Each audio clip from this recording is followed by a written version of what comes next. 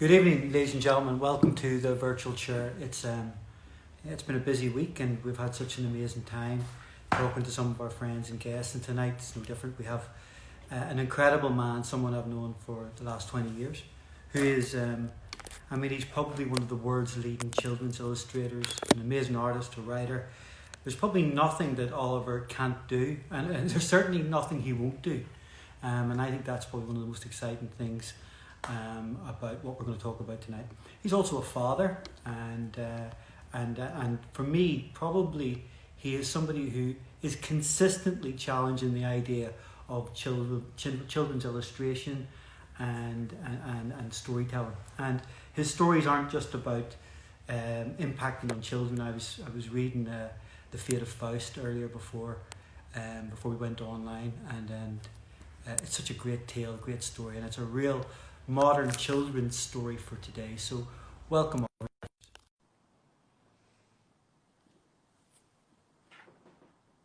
We're just waiting for Oliver to come through here. Hi Oliver, how are you? Hiya Paul, how's it going, sir? Good, how are you doing? You well? I'm keeping all right, yes. You can hear me okay, yeah? Yes, you're perfect, Good. So I'll take a little off the sides and some off the back. You can do something on the top. So have you been cutting your own hair? Not only have I been cutting my own hair, I've been cutting my son's hair too. But yes, I did actually do this myself. It looks sort of passable now, but about a week ago, you could tell it was a homemade job. So you sent me a picture of a haircut that you had done on your son Harland. Yes. And I have to say, it is really impressive. Glad you think so.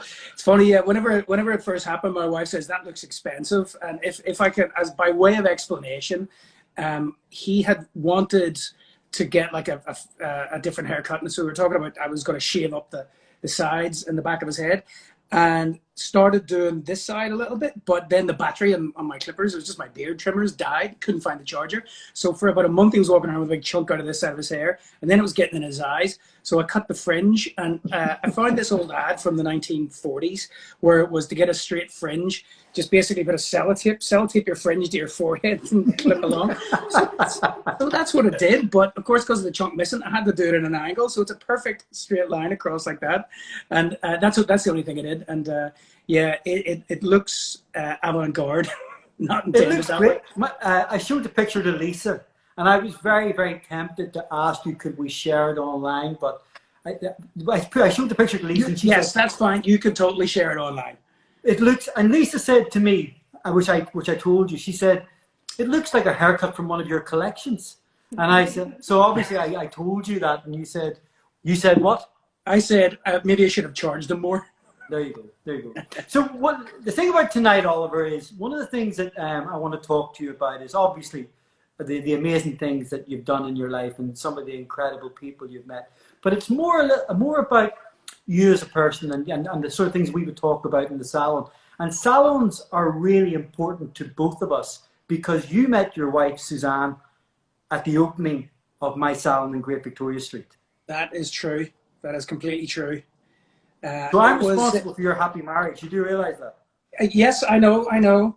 Don't worry, it hasn't been forgotten by either of us. Okay. Funny thing is, though, if you ask her when we first met, she doesn't remember that. She doesn't remember the first time we actually met. Well, there was a free bar. Yes, there was a free bar, but I was the one taking advantage of that. She was the one behind it. She was giving out the free drink, and so I kept going up for free gins for myself and my brother and a couple of our other friends, trying to build up enough confidence to speak to her. But by the time I did, she'd gone, which is probably no bad thing because I was 6 sheets to the wind by that point. And then it was a month later that I ran into her, but because I had met her and sort of talked to her, not that she remembered, about a month before, I didn't need to like try and come up with some sort of cheesy pickup line or something like that. I just turned around and started talking to her and asked her, are you the same person that was at Paul Stafford's a month ago? And she said yes, and then we just got chatting and that was that. How long afterwards were you married? You were together for a few years. How long afterwards were you married? We were how long after were we? I think it was like 9 years or something. You gotta be sure, Paul. You gotta be sure. But it's, that was 2003, if I'm not mistaken. So that's right. Yeah, that's right. So the thing is, Oliver, when we first met you, you already had the deal signed for How to Catch a Star. That was already in the bag. Yeah. And you were doing a couple of things with a few other artists that I remember us talking about. But the one thing that I remember from that time is everything you were doing, you were very modest about it. It was nearly as if it was quite throwaway. You never talked about it. It was just. And I remember one day you came into the salon, we were having a coffee because we got you and Rory to do some installations. I don't know if you remember. I do, yeah. And you said, oh, by the way, my book's coming. You presented us with this beautiful book, How to Catch a Star, and you signed it to the girls, and it was a lovely thing. And I got the impression at that time that it was just a one-off. Did you think of it as a career? Yes, I had thought of it as a career, although at that point, I'd always thought that I was going to get into fine art painting, and then I had this concept for what I thought was a painting that turned into a book, and I thought, right, this is good. I enjoy this, and I thought I didn't really know how publishing worked. I sort of thought, great, I think this is a good shot at getting published, and I showed it to HarperCollins, and they asked, wonderful. So you have other book ideas? Obviously, this is the first of many, and I was like, oh yeah, of course. And at that point, I didn't, but I effectively acted confidently enough, which is, and it's funny you saying that. I was like, it's not normally like me to do that unless I have to. I've always thought that there's something lovely about under promising and over delivering as opposed to the opposite, because then people are just perpetually disappointed. So it was the second book that I made, which was Lost and Found. It was probably the most difficult book I had to make. That's one of my I was making it with a publisher breathing down my neck, an editor, and I'd never really worked with anybody before editing and listening to somebody else's guidance on how a project should be done. I'd always just done what I felt like. So there was definitely a learning curve there. At the time, Lisa and I, we thought of you as a straight up artist, somebody who had concepts and projects and who created really interesting ideas within their pictures. The stories that you told through your pictures were as captivating as the images. The images were quite stark. They were hard to sort of explain. And then actually, as you told the stories about them gradually, because you never gave them away right away, of course, which is your style. It's always held back. And then when you told the stories, particularly I'm thinking of paintings like Traveling and there's a great painting that you did called The Invisible Dog, which I absolutely love, which is the painting of the skinhead with the leash. Yeah. And of course, it makes him very human. It takes the aggression away from him because he doesn't have the bulldog. But the interesting thing that I love about the paintings is when you read the stories, you can never unread them. They stay with you forever. Right. And I think that's a very interesting aspect. And when I was talking about the painting of your granddad, I've never looked at toasters the same way since you told me that story. Oh yeah. Well, for the benefit of everybody listening, this is the sort of practical, pragmatic man Tommy McLaughlin was. The toaster went on the blink, and so his daughter, my Aunt Kate, went to get him, a new toaster, and she brought it back, but it didn't. The opening to put the bread in wasn't wide enough. He liked a toasted muffin. I think it was a toasted muffin. Somebody will correct me, I'm sure, but it wouldn't fit in. So he got on the bus with the toaster and it was toasted soda bread and a bit of soda bread, and he went down to the Shop Electric showroom and took out the soda bread and started putting it into all the toasters to see which one actually had an opening big enough to suit him. It's such a great story. And of course there's another great story about the painting Traveling, which is it's dedicated to your mum. And I remember the night you told Lisa and I that we were out for dinner actually, and we got very emotional. And it's when I tell people about the story, you can just see they go weak at the knees. You lost your mum at a very early age, didn't you? I mean, she was young. She was 54, I think. So 20 years ago coming up, I was just in my, I think I just turned 21. Maybe it was like my last year of art college. So it's a funny thing where I wasn't young by any, by the stretches of imagination of what age, unfortunately, some people do lose a parent. But it was a funny age where I was old enough to know how the world worked and was still figuring out my process and what mattered. And, I was still like a malleable ball of clay, but I was young enough to still be completely impressionable. And whenever that happened, it's almost like she presented me with this stepladder that I could look over the parapet and kind of really see what actually mattered. And it's funny. It's just, you know, how a lot of people get really worked up about things that don't really matter all that much at all. And in a way, I've always felt like I've had an ability to just sort of see past irrelevance. I think I've always had a very healthy idea of what is worth putting your very limited resources and efforts into, because life is a fragile thing. Yeah, but the thing that I've often been struck by as well is because I know your father, and your dad plays such a massive part in your life. I love the quote by your dad where he says, "Your version of the truth isn't the same as someone else's version of the truth." Yeah, yeah. I don't know if that's his quote or it's something that No, he just... I think that actually is. He's so quotable. It's anybody who knows me knows that I rarely go a couple of paragraphs without quoting my dad in some way. No, he's got some absolutely brilliant ones. But you know, I think it was, I got into a fight with somebody who I didn't really know, and his advice was, don't bother wasting against an uninformed opinion. It's a waste of time and energy. And I think he followed it up with that. It was going, it was like, there's no such thing as I don't think he actually said there's no such thing as an objective truth or as a subjective truth. He just says your version of the truth is never the same as somebody else's. Yeah, that's a great... The same thing can happen to two people, and actually two different things happened.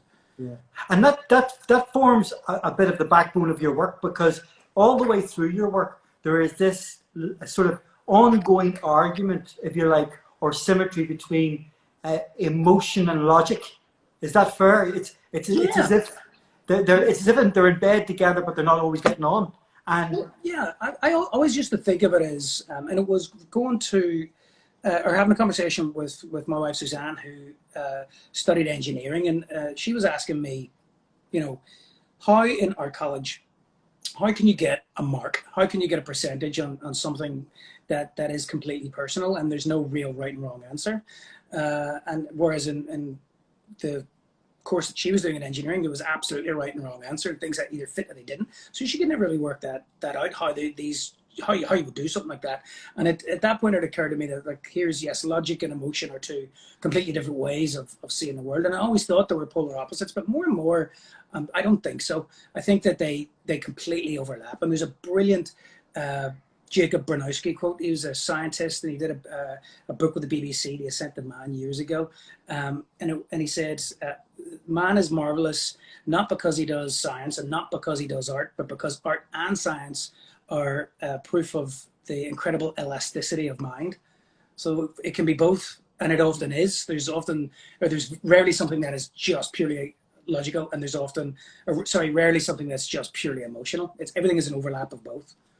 I mean, and also, you know, when I look at your work from the very early days, and it has become, you know, in the very early days, to me, it was clever, and there was an element of science attached to it and mathematics, and I didn't always understand that. As I get older, I understand it more, but maybe I wasn't as bright as you when I was younger. But no, the funny thing is, like, I didn't do that well in mathematics and GCSE, and it's, you know, it's one of those ones where if you have to do something, you sort of put up your walls and your defenses and your strengths. And there was a great quote I heard about education, is that education is what somebody else does to you, but learning is what you do to yourself. So whenever I was in school studying maths, didn't really get that much out of it. I just thought, this isn't for me. But then when I started looking at these almost like mathematical and logical problems, but from the perspective of an artist and actually wanting to understand, it's amazing what your mind can let you do whenever you are not closing doors right from the very beginning. So I didn't understand them, but I wanted to, and so I was trying to grasp the concepts of them. And I made one piece, because through that whole project, it was additional information where I was taking these fine art paintings and then putting mathematical equations onto them. I was working with this professor of quantum physics at Queen's University, and at one point I sort of made a painting as a joke that was, it was a landscape painting with a bunch of angles, like protracted landscapes, I called it, that were put on there, and I made it kind of thinking that is it possible that people as smart as this doctor of quantum physics can't see the big picture because they're so bogged down with the minutiae of detail? And I was hesitant to show it to him, but I did in the end, and he laughed and he completely got it. He goes, yes, no, that's a very real problem. And that goes back to the whole logic and emotion thing. It's like almost emotion allows you to see the bigger picture, where logic is a lot of the details that fits in the pillars that you choose to look in whatever direction. And how has that view of life changed since you had children? I mean, do you look, I mean, as someone who's been a children's illustrator for 20 years, now you have children of your own, and I know you dedicate some of the stories in the books and you've written them for the kids, but how has your approach changed, or has it changed? Well, it hasn't. It hasn't. And I'm still, the jury's still out in that one, because I haven't sat down since Harlan's been born, which is 4 years ago, and come up with just an old-fashioned like story from beginning to end with the idea of reading it to them in mind and seeing it through to completion. There's two books that I've made since they've been born, and one was Here We Are, which is a direct correlation to, is a direct reaction to having a son. But it's partly that, but it was also partly a direct reaction to the way things are in the world, or still are, but certainly we're showing the first real kind of ugly signs of this xenophobia sweeping through. And whenever I was walking around explaining how just how very simple things can be, the basic principles that everybody agrees on, it just made me think of I was reminding myself again, and I thought maybe other people could benefit from this too. And, you know, like the fundamental truth is that even though people look different, act different, and sound different, they're all people. We're all people, and that's really the crux of it. So that book started off as a letter to him, turned into this book just about what it is to be a human living on planet Earth in the 21st century. And then that kind of went on. And the book that followed after that, The Fate of Fausto, was written, believe it or not, before that book, but got shelved because the concept for Here We Are came up, and it just felt like a more urgent book for that exact moment. It felt like I should do something that was more optimistic than arguably The Fate of Fausto is. But whenever that book came out and it rolled around to making the next book, it was very clearly the time for The Fate of Fausto, which is it's you know, sort of slightly grim, comical view on the contemporary systems. Yeah, I mean, and I'm really glad you brought it up, because one of the great things that we talked about, we met up just shortly after the US elections in 2016. You and I went and had a coffee in town. You were back for a while, and I could tell you were quite down about the elections. And I remember during the time we had a couple of conversations, because you had started to articulate your feelings both socially and politically a little bit online and social media, and you were getting hammered a bit. Some people were not liking what you were saying, and the resultant books, particularly The Fate of Fausto, it seems to be a commentary on that. How do you feel New York has changed from the New York we used to go to and party and have a great time to where it is now post 2016? Do you think it has changed? And more importantly, I mean, I haven't been in New York since July, because we've been traveling. We were about halfway through a year of traveling with the two kids when all this came down, and we're now back in Belfast. So I haven't actually been back to New York in a while, but I speak to friends there fairly regularly. I don't think New York had changed that much. It's, you know, the USA is a big country, and it's almost too big of a country for a lot of people to identify as. Good night. My son's going to sleep. It's almost too big for people to identify and wrap their heads around as a single entity. And people who live in New York always have identified as New Yorkers first, rather than Americans. And so it always felt like an isolated city-state in some ways. So New York didn't really change that much. There was, I think, if anything, it was more galvanized. People were more politically educated. High school students and college students were much more engaged and much more aware of how politics worked as a result of this rug being pulled out from how they saw their future. But the rest of the country, I think, is a different story altogether. And one of the things I remember reading, was somebody you'd put something on Instagram, and somebody had said, if you don't like it here, you're not from here, you can go Or home. you leave. Yeah. If you know, Yeah. it was President. Yeah. What's his name said that? Who? Sorry. President, what's his name said that? It's like, if you don't like it here, then leave. How did you feel about it? Did you take that personally? Yes, I've always felt frustrated. You know, people say that you're not from here. You know, immigrants. If you're not from here, then get out. And it's like, unless you were of Native American descent, everybody has moved around. People have always constantly traveled and moved, and that's just it. There's an aggression and a closed-mindedness to that I've always felt sympathy for and frustrated for, and that's not how things progress. And so I actually wrote down that quote and then altered it, and I think from memory it was, if you don't like it here, I crossed out the then leave and wrote then make it better. Yeah, I remember. Yeah, the thing that struck me about The Fate of Faust from the very minute I read it, well, and I think it's a great book for children, but it does make me think a lot about the Trumpian era we live in. And this kind of sense that, you know, I can own everything, I can have everything, and yet ultimately we need so little. And it's probably he's not the first person in history to be like this. He's just the most obvious person because of the immediacy of social media, and so everybody doing anything can be heard everywhere immediately, and that's not been the way. You know, the sort of Western capitalism has had that sentiment about it really since the Industrial Revolution. Is take, me, what is mine, and I think that system is showing all the ills of its ways. It's a broken system, and the only way forward is to think of we rather than me. So I was very clear in that book. There is part at the back that says it was written in 2015. So that book was written before and conceptualized before he even considered running for office. So the comparison is not to him, it's to every classic white man leader that has been around for the last several hundred years. Well, you alluded to social media there. Obviously your career predates social media, but Oliver Jeffers as a brand is probably one of the most Instagrammable brands in modern literature. It is, and the imagery that you create is so easily identifiable. It's so obvious who it's by that it's completely open to being copied. And you see copies of it all the time. I work for a company called Denman, and they're Can you tell when it's me or when it's the copy? You know, sometimes they're good.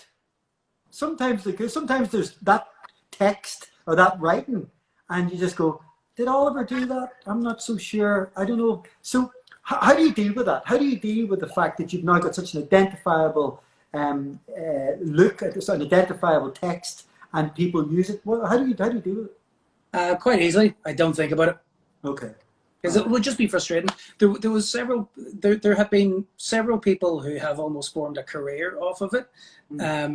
And publishers even told me that people were pitching themselves to publishers as like a cheaper version of Oliver Jeffers, and it felt just weird and wrong to me. And there was a couple of people who were so bad that this is maybe going back 5 or 6 or 7 years, that I was consulting with my agent and my publisher about legal action, and it was the head publisher of HarperCollins who said, "Don't be daft. It's what happens when you've made it, and it'll just make you look like a bully for trying to pick off somebody below you in the ladder." And that's resonated. But there's an artist friend of mine, Duke Riley, who if you don't know his work, look him up. He's incredible. And we have talked about this on and off because he has copycat artists as well. And what he said to me, which is what I ultimately agree with, he was, people like that are always looking ahead to see what you're doing, to see what they'll do next. But you're not. You don't have to look to anybody, and what's the point in looking at the rear view mirror? Just keep making the work that you make, and I think that's about the healthiest way that I can go about it. So it doesn't bother me anymore. It's going to happen. I just try to not think about it. But I think, obviously with the success of the books and obviously the various projects, which I'm going to come to in a minute because there's one particular project that is particularly close to me. But obviously you don't need Instagram. You've sold 400, 500 million books or whatever. I know that. I wish it was that many. But you're so right for Instagram. You've got such a great platform there because the images look great and they suit that format. And it, as I always say, the picture lures you in and then the story makes you stay there, particularly with your posts. And of course, you've used Instagram over the isolation to narrate your stories and people can hear your voice and tell the stories. And they sound so much better in your voice, by the way. They sound like it's a family member has brought them home, which I love. But do you enjoy social media, or is it a tool you must use? No, if I didn't enjoy it, I wouldn't do it. There have been times where it's felt like a bit of a chore. You know, like some artist friends I know was like, you got to post every day, and then I felt pressure to, and I don't bother doing that now. And if there's something I feel like I want to say that feels urgent about a current event or if I've done something exciting in the studio, yeah, it's brilliant to put out. I don't try to overthink it too much, but the one thing that I absolutely do, and this is somebody who used to work with me in the studio, Hannah, she, at the start of me doing the more political stuff, she was saying, was like, there's no point in just being angry, and I agree with that completely. And so now I try to, if I'm raising any issue or talking about anything that's about social or environmental responsibility, I try to do it sincerely and get a sincere conversation going rather than just trying to point fingers or sort of pointing out how people are wrong. And then always with some sort of a call to action rather than just making noise.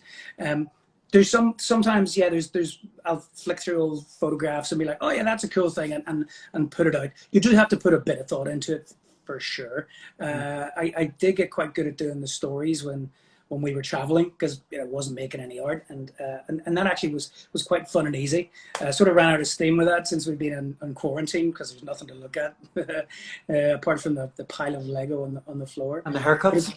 And haircuts. Yeah, I should actually. My wife did take a video of me cutting Harlan's hair, so maybe I will post that. But it's funny. It's like whenever Instagram first started, Suzanne got it, and we were both using it. But you remember, like right at the very, very start, everybody was doing the ones that looked like the Polaroids with the Yeah. She just thought it was a camera app and didn't realize that it was public. And so we've taken all these photographs of us just like having dinner and sort of at the beach, and then people would comment on them and would realize that we were somewhere, and we just did not understand what was happening at all. Didn't realize it was public.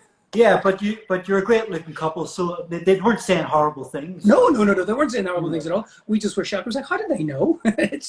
I mean, Lisa and I take a picture of ourselves out in public, and our kids go, "Why did you do that? Why did you?" But the other thing, how old are your girls now? well, they're adults. They're 18 and 19. Joni and Ava are. Yeah, I mean, and they're they're still sort of navigating that, like the comfortableness of being an adult, and I reckon that'll change whenever they're in their mid-20s. They'll be probably posing with you, and they'll get it completely. Yeah, we'll see. I mean, they're kind of good when we're on holiday. It's kind of like, yeah, you can wear that here, Dad, but if we're going into town, or I'm like, wearing a trilby running around sort of Victoria Square. No, your style is fantastic. Always has been. As I'd say, you're an absolute style influence on me. But what is wrong with getting dressed up to just go around the corner? What's wrong with looking good? So I think it was Frank Sinatra said there's nothing wrong with being the best dressed person in the room. Well, I think in the current climate, for me, it's a bit of fun. And I did have this conversation with Colin as well.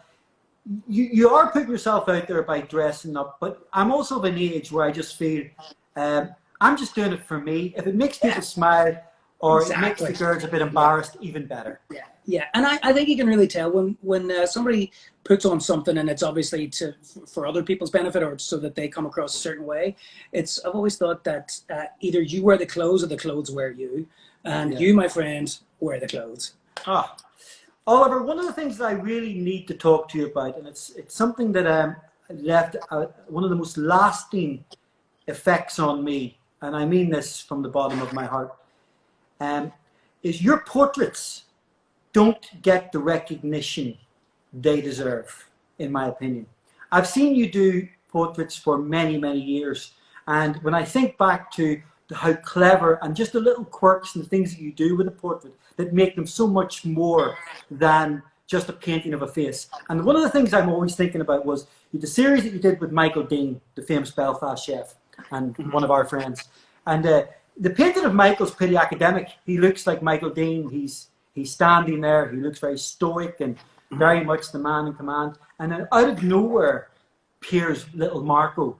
And it is one of the most beautifully thought out pieces of work I've ever seen. And of course, that series with Sammy Vince and Walter Ewing it's probably iconic in terms of a narrative on Belfast catering, restaurant, and the food business. No, that's what it was. It was about sort of hidden people hidden by their profession. So whenever you go to a restaurant experience, the people that you see are the waiting staff, not the people in the kitchen, or not the people who supply the food. And so it was a conceptual thing for me. And what I've always loved about it was there that I really figured out that I could paint people with oil paints and have there be an actual likeness, like not just that sort of looks like that person, but like an actual likeness. And the one I did of Walter Ewing, the fishmonger here, that went on to be in the National Portrait Gallery in London and was part of the Portrait Awards that year, and they used that as the invitation image. So that was a huge jump for me in my career then. And it was Michael Dean who commissioned those four. But what I've always loved about oil painting is that you can paint impossibilities. You can have fun. You can you can wave your magic wand with oil paints in a way that you're not limited to the physics and the rules of normal life with a photograph or with a camera. And so you can do things that you would normally do. And it's what you're trying to do is paint the idea of a feeling rather than anything else. And so the rules kind of go out the window, and I've loved that. Yeah, you're saying that, but that might be the thinking. But what I think you bring to the portraits, and I'm leading on to something else, is something more than just your interpretation or the visual referencing of their image. It's just those little kind of things that actually make them slightly more otherworldly, slightly more where you want to know more about the people. I mean, a chef's a chef. Doesn't matter whether it's the Roux brothers or Michael Dean, but you give it a third dimension, which I think is very important. Moving on very, very quickly, Lisa and I and the girls were in New York, maybe 5 or 6 years ago, and we were standing outside your studio, and you explained that you were doing a series of portraits that only a few people would see. They would be invited to. The portrait would then be dipped in paint, and it would never be seen again. Lisa, my wife, who I know loves you dearly, and I know you love her, said, "I think that's a terrible thing. I don't think you should do that." And you said, "Well, it's not open to discussion. It's what I'm going to do." Fast forward, you invited us to the dipping of your father's portrait. And I have to say, in my lifetime, and I grew up in the 1970s in Belfast, it was probably one of the most single emotional things I've ever seen. Not just the reaction of the people in the room, but the reaction of your brothers, you and your father. I don't think I'll ever recover from it in terms of just that level of raw emotion. And I feel very privileged to have been there. But can you explain to me and to the people who are watching, what was and by the way, the portrait of your father was amazing. It is etched in my mind. It was him. I mean, it could talk. Can you explain to people, what was the thinking behind it? And do you not feel that some of these paintings should have been saved? Yes.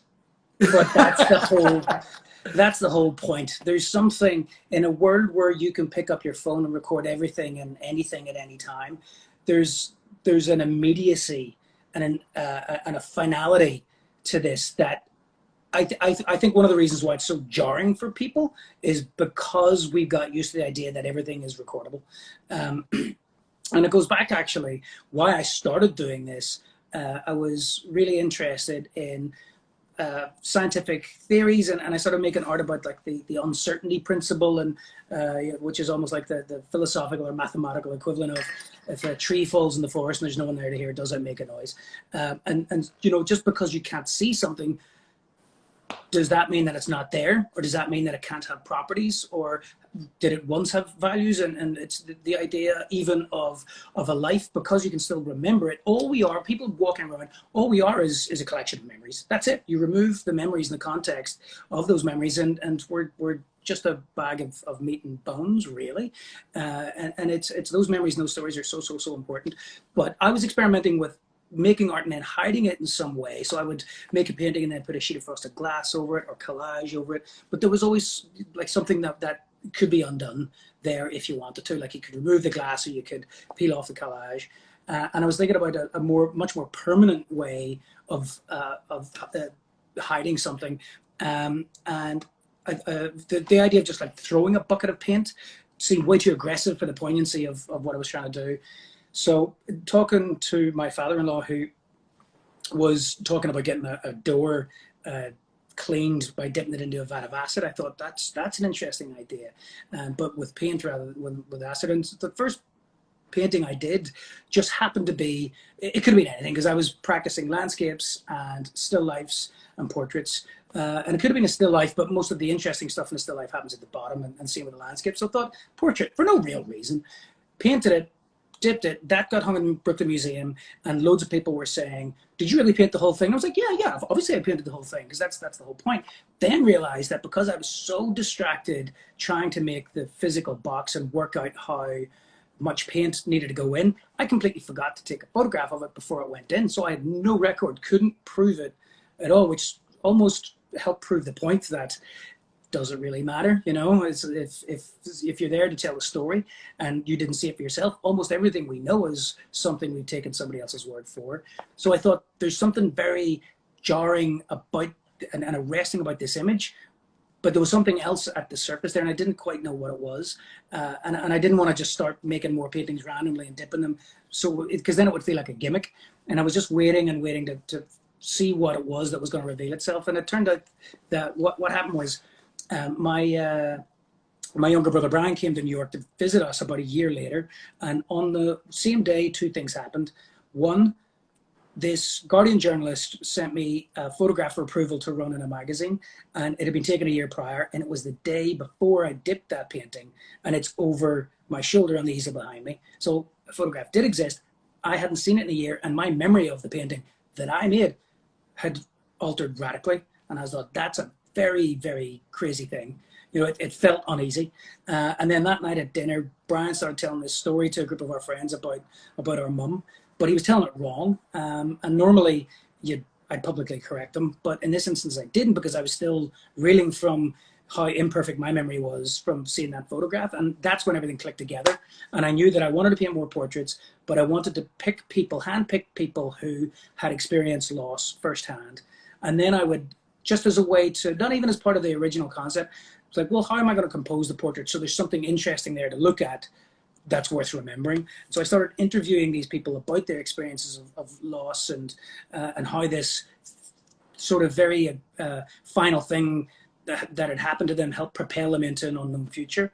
Then I started recording those interviews, and then it just grew into this much, much bigger project. And so when it came around to the one that you saw, it's, yes, I pick somebody, not always somebody I know. I'm trying to get a cross section of different types of people with different experiences of different ethnicities, genders, backgrounds, all sorts. The one that you came to was very personal because it was of my dad, and he was speaking about our mum. And yes, people can see the end result, and people can listen to other people explain how emotional the moments are. But it's an entirely different thing experiencing it. And one of the things that I do is I take people's phones away from them, that they can't record it even if they wanted to. And I notice people whenever this very strange and beautiful thing happens in front of them, because it's just something about the physicality of the paint just collecting and then dripping, and people, you sort of twitch to go and get their phone and then remember they don't have it. And it's up to them. It's up to their memory. It's through their eyes and ears and memory only that any of what's underneath that layer of paint survives. And almost the pressure gets to people. They're like, okay, I've got to remember this. And ultimately then don't. So it is that. It's this. You recounting it has brought the actual process of the evening back to me, very vividly. And I stood very close to your father, and I could see your brothers started to, they kind of started to move away from him at the time, because I could sense there was a very emotional feeling in the room. You're probably sitting there going, well, that was the intention. But actually, for me personally, it wasn't an uncomfortable feeling, but it was mixed with a combination of sadness and emotion and a very strong sense of loss. I felt like we were losing something on the night. But we were also completing something. Okay. There's a very fine line between destruction and creation. Okay. All right. So, what was the aftermath of that like? Well, I mean, I know we all spent a bit of time together, but what was it like afterwards? I mean, how did your family, did they just accept it? This is Oliver and this is what's happened? Or was there a little bit? I mean, I sort of dropped a bomb in a puddle and then left because I had to get back to New York. I think a few of my dad's friends were quite annoyed at me because they loved the concept of the painting. Actually, Marcino Mueller, who was the mayor of Belfast a couple of years ago, still is annoyed at me because he was there and he just thought that that's okay. We're all annoyed at Marcin, so it's fair enough. This beautiful thing that was, and I keep thinking, I was like, just wait. And my dad's best friend, Seamus, was really, really annoyed. But then about 3 weeks later, it sunk in with him what the whole thing was about. And he pivoted and came at it again with this completely different perspective and understanding. And he got very emotional and he felt very moved by the whole thing. It works on people in different ways. The project's not done yet. I'm still going. That was, I think, the 15th performance.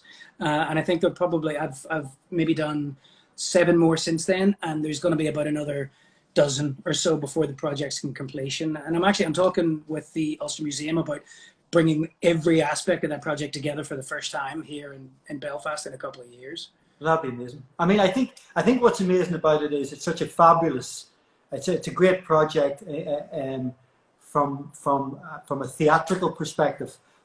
I hope you don't mind me saying that, but actually the whole sentiment behind it and the story behind it gives it such an essence of putting you in touch with reality and your emotions. And I know how I felt that night and since. Moving on a little bit to sort of slightly lighter things. One of the things that I really love about your artwork and your paintings are the titles. And also what I noticed was, because the titles of the paintings sound like Coen Brothers films. If you don't mind, I'm just going to read a few because I think when I was looking through, because there's some I wasn't familiar with, but I love not a something but a nothing either. I love that. Well, I mean, that's just perfect. Well, that was one that I had not a something but not a nothing either. It's that's right. That's part of this quantum physics look into the towards trying to understand everything, the unifying theory of everything. There's a lot of things that aren't anything but they're not nothing, and so there's like a little equation in there afterwards. And whenever Dr. Morrison was trying to explain the equation to me, he said that, and I was like, "That's pretty good." And I also love portrait with a notion of victory. I can absolutely visualize that without having to look at the picture. I can't remember which one that is. So hold up the picture. Oh, well, you'll have to look it up, but it's a great title. My assistant Jennifer is, well, I'm always sort of giving off to myself because she'll say one of the titles. I was like, oh, God, which one is that? Because none of them are descriptive, really, of the actual piece. But still it's like with picture books, with the end papers, and with the title page. You can start the story well before the story starts. You can set the tone, and that's always been the way it's been with me with paintings. And a lot of my paintings are a part of a story. They're either the beginning, the middle, or the end of some action, and then you sort of fill in what's either gonna happen or what has just happened. And so there's always like this kinetic energy about them. Yeah, and what I love with what you do is, and again, I'd forgotten about this until I was starting to look back on things, because obviously we have all your books. I've read your books to the kids. I sometimes still read them to them, particularly at Christmas. Yeah, well, I've never said that they're kids' books. I've always said they're picture books. No, that's true. But it's also there's a real beauty with which you approach a portrait of somebody like Nelson Mandela. But then you do the same thing when you approach a painting of Adolf Hitler, but you make him ginger, or or you paint a felt tip monobrow on Chairman Mao. And I just love that irreverence. It's got a bit of punk rock about it. And I know there's reasons for doing it, but it's these beautifully... Sometimes not, Paul. Sometimes not. Sometimes it's like my gallerist in New York, Bryce Wolkowitz, said once he calls them interventions. And it's completely reactionary. If I have an old piece of paraphernalia or see an old painting, or there's like a really great page in a 1950s National Geographic, I'll look at it, and half the time my first thought was like, oh, that would be funny if is there, and that's exactly what happens. So there's not a lot of thought goes into it. It's just, I don't know, just reactionary humor, and it's just there. Mao's Dash has to be a classic. I love that. And another thing that when I was reading about you, I remember a story, which Lisa and I often talk about. When we were going to meet you, when you were giving the girls the tour of your studio, which is a fascinating place, and it was just a lovely day we spent there. On the way, when we met you, we seen you walking down this, I suppose, avenue in Brooklyn, and you had a couple of very large letters that you'd pulled out of a skip. You'd literally just seen these letters in a skip and pulled them out, and you and Suzanne were tugging them up the street. Sounds like something I do, yeah. And I said to you, what are you going to do with them? You said, I don't know yet. I don't know. I'll use them for something. And your studio was filled with things you'd found or picked up. And and half the time they get made into art, and the other, well, you know, eventually everything will get made into art. And it's one of the dangers if I leave a completed painting in my studio for too long. After a couple of years, I'll look at it and be like, oh no, and just do something completely wild to it. But there's, you know, New York, it's amazing what people throw away. And well, they don't really throw it away. People would put things out in the street, and it's almost like free cycling. Just, it's great raw material. My friends Mac and Aaron in Brooklyn, they're seasoned professionals at that sort of thing. And Aaron, so much so that it's like the dumpster fairies would speak to him, where he would be like, I'm going to walk home a different way tonight, and he would just instinctively walk a block to the left, and then he'd find a skip filled with the most amazing stuff. And half the time I'd get a call and was like, OJ, get the truck and meet me here, and he'd just be, you know, pulling like an old wooden cupboard out of a skip. It was great. The thing that also crops up a lot, which I'm aware of, and I've seen you do this, is you're very collaborative. You know, you have absolutely it appears that you have no ego when it comes to putting your illustrations to books or collaborating with people on a very, very natural appreciation level. And we've seen that over the years. How does collaborations work for you? Because your style, it doesn't really change when you collaborate. It's still Oliver Jeffers' style. The most important thing about collaboration is selecting carefully who it is that you collaborate with, and a clear understanding excuse me, of what roles are what at the beginning. And there's been a couple of collaborations that have been frustrating, and I think it's because ego and role has gotten in the way slightly. Whereas I think if you get into a project with somebody with the understanding that you both completely respect and appreciate each other's work, but the most important thing in this project is the actual outcome of the work. So both people are willing to get out of the way of a better idea, whoever has it. Yeah, I find it interesting when I see you work with people and it's two completely different medias, but it works together. Obviously, it works easier in the books because it's either someone telling the words or.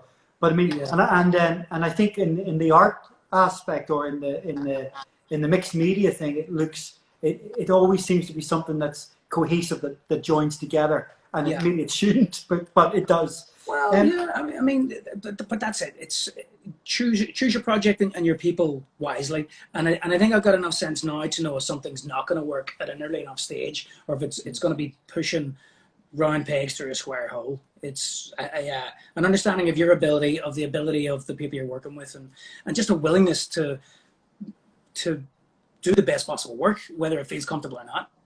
It's about having fun. Collaborations for me ultimately are about having fun. It's learning something from the other person that you wouldn't be able to do on your own. Yeah.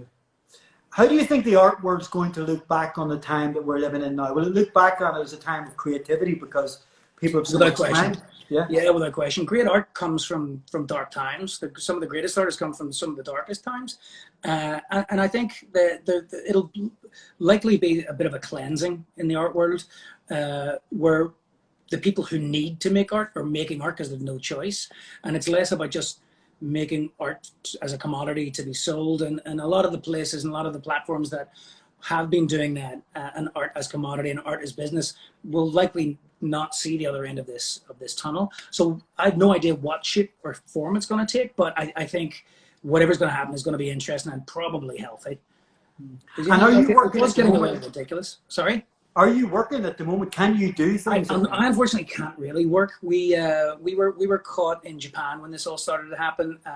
Then we were intended to be there for about 2 months. After about a week, it was very obvious that shutters were going to be pulled down, and we didn't want to get stuck in a country where we couldn't speak the language. So we ended up going back to Seattle, thinking that we could always drive to New York if we had to.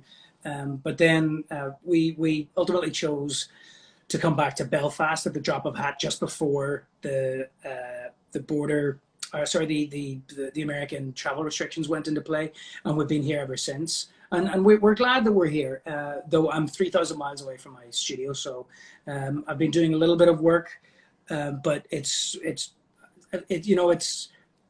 I've come to terms with the fact I'm not going to get a whole lot actually done while I'm here, and that's okay. So I'm just trying to remember some of my thought processes and not overly think anything.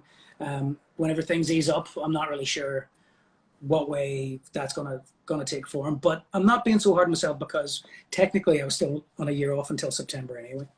Yeah, I mean, I think that one of the things, I mean, when you look at what happens in the world and the big events, it's probably a little bit too obvious to use that as material, but it must impact on how you think about things moving forward. Well, no, it completely does. It's not material. It's like there's probably going to be lots of really brilliant murder mysteries set on global lockdown because everybody sort of understands the premise and in the future. But it's you can see a shift in thinking and like a zeitgeist in public awareness. You know, like people can't really argue anymore that global warming is made up and that it's coincidence, because you see how quickly the planet's rebounding without people burning as much stuff and running as fast as they can. So it's going to be very hard, I think, for people to just go back to exactly the way it was. You see that happening, and you almost like there's a bit of an identity crisis happening across the board, where it's so many people have been sort of sold the idea that they need to succeed, they need to work hard, they need to be seen to be this, that, and the other. And whenever it comes down to it, I think many people, not obviously everybody, but a lot more people are happier actually cooking dinner at home and spending time with family and doing little things and just remembering community. So I think that the art that I will make as a result of this and the material that I'm getting from this will be just sort of sensing this shift in collectively how people think. Somebody pointed out to me that this is the first event in global history that's affected everyone on the planet at the same time. Not even World War I or World War II did that. It's everyone everywhere. And how is this not an absolute tangent that we go down? You know, nothing will ever be the same again. Yeah, just what's it going to be like for you with the salon? I mean, when are people going to be comfortable doing that? I mean, I'm sure there's bright minds who are going to figure out ways that it can happen and so on. But do you know, are handshakes done? Are people going to be comfortable getting close to other people that they don't know? Well, I'm more worried about how good you're going to get at cutting hair and whether you're going to be my competition in the future. If you keep practicing, I think all of it. Well, we're aware. We're in the front line in terms of our proximity to people. So we know it's going to affect us. We have to accept that we are going to be working differently for the rest of our lives, or at least the very foreseeable future. Yeah. So for me, really long scissors. Well, yeah, I'll get you to paint a few of those if you might. But I am worried because there's an economical aspect to this. You know, how many clients can you actually physically do in a day, given the restrictions to seeing people? And there's also the communication side of things, which is going to be much more difficult when there are restrictions put in place to be in contact with people. We touch people. We touch them every day. We touch them on the head. We touch them on the shoulders. You know, it's going to be difficult. And but I think there's a lot of good coming out of it. I think people are now realizing that this isn't that hairdressing has a value. It's important. People need it. It makes them feel good. It makes, and we are worth saving. This industry is worth saving. As my father-in-law pointed out, whenever quarantine lifts, you're going to suddenly find out what natural hair color everybody is when they start being merged from their doors. Yeah. Well, I think there's still a lot of very fresh colors and haircuts running around. You're probably doing the haircuts. I'm weirdly positive about the future, but I'm also very aware of just the price we've had to pay for there to be a future. So for me, it's. I think I'm in the same boat as you. I'm very optimistic, and it's something was the rate at which humanity was accelerating was unattainable. It had to crack at some point, and thankfully, in my opinion, it's cracked in a way that's caught everybody's attention very, very quickly, rather than like the frog in boiling water of the alternative, which would be climate change, which was sort of, you know, it was happening slowly enough that enough people could pretend that it wasn't happening. Whereas this, it's changed everything, and it's sort of forced everybody that another way is possible. So I'm absolutely optimistic, because something had to change, and if it wasn't this, it could have been much, much worse. Oliver, just to finish up, and I really appreciate you talking so openly about everything tonight. It's been amazing. There's a lot of things that I didn't know about you, and it's, you know, it's wonderful to hear your voice as well. The great thing I think that people love about you is you're just a very honest Belfast boy. Nothing has changed anything about who you are or what you are. Is Belfast still home? Oh yeah, I mean, I've always said that I'm from Belfast. Yeah, it's, you know, listen to the way I talk. I've lived in New York for 15 years. Although I do think we're going to be back here an awful lot more over the next few years. But this has always been the hub of who I am. My sense of humor, my style of storytelling, all of it. Yeah. So, and I've always been proud to say I'm from Belfast. Yeah. Well, to finish up, Oliver, listen, it's been an absolute pleasure. I've loved hearing your voice again. I can't wait till we meet each other again properly. Thanks for your time. Everybody's been blown away just by hearing the stories. And thank you for being on the virtual chair. My pleasure, Paul. Thank you, sir. How much do I owe you? Stay safe. How much do I owe you? I just put it on my tab. We'll send you the receipt. All right. Okay. Cheers, sir. Bye, Lisa.